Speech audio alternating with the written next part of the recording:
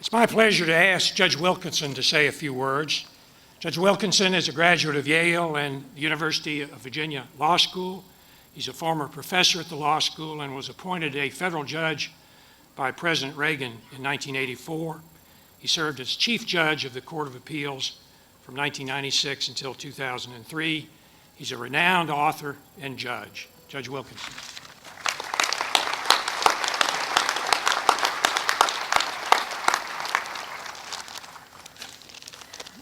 I want to welcome our new citizens. I feel like giving each and every one of you a big bear hug.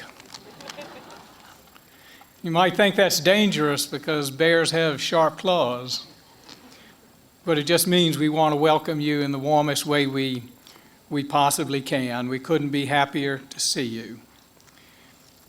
It's such a pleasure to have the President with us on this Independence Day.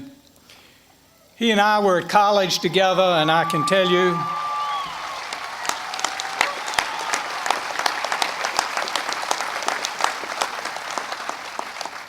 that he was widely liked and widely admired. And his presence in our community this Independence Day has obviously made it a more special and meaningful July 4th for each and every one of us. This is Dan Jordan's last naturalization ceremony as president of Monticello.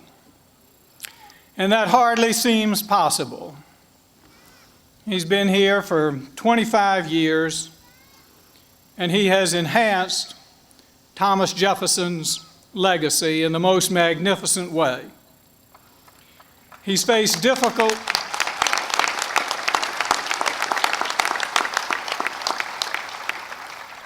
some difficult and delicate controversies, and he's met them with a generous, healing, and inclusive spirit. And he is a leading citizen of Charlottesville and our Commonwealth. No two people could be nicer than Dan and Lou Jordan.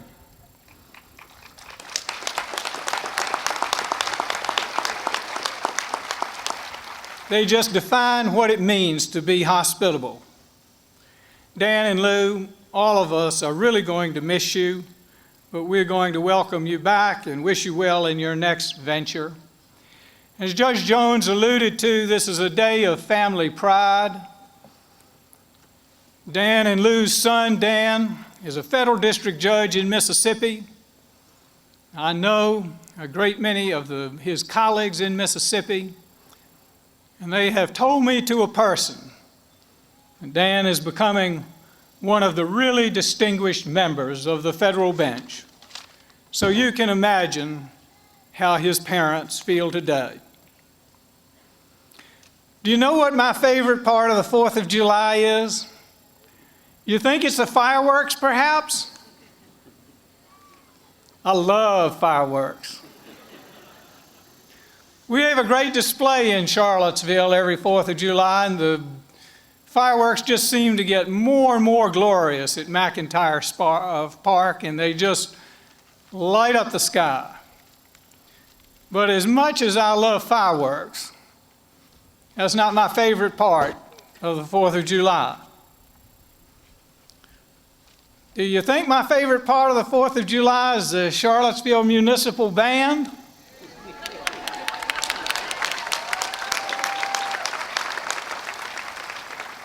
They're a great band, and sometimes they play America the Beautiful.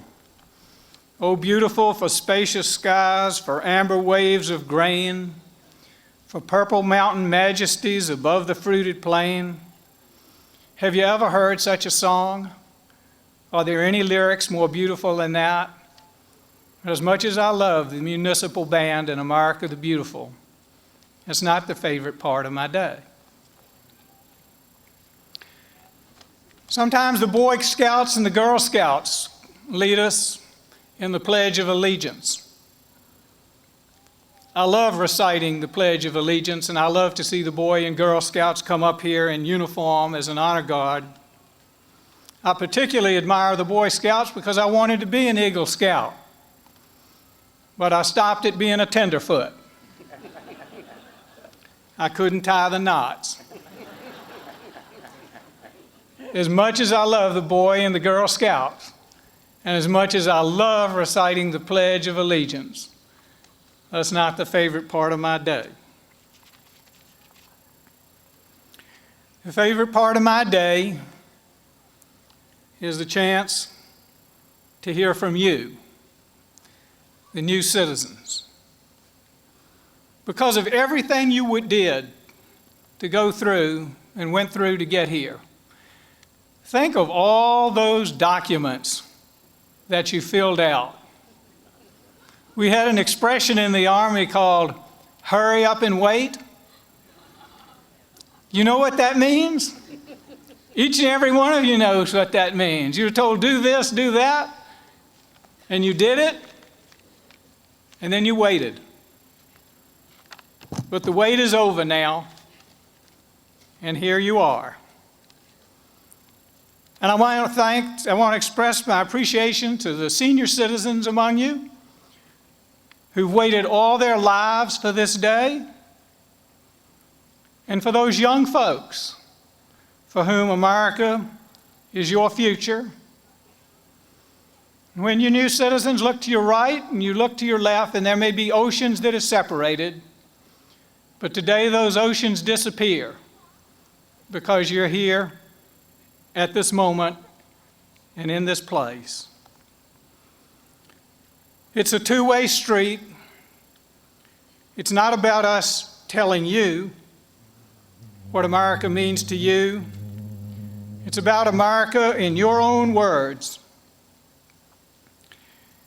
And so if some of you would just come and take a microphone and maybe just tell us what it means to you to be here today, to say a few words about America from your heart, because you might think, well, the president's here. I would be embarrassed to stand up and say what America means to me or why I'm so happy to be here on this occasion. But don't be embarrassed. If you speak from your heart, you're going to do just fine. And you have to tell us what America means to you so that we may never, ever take this great day or this great country for granted. Congratulations to each and every one of you.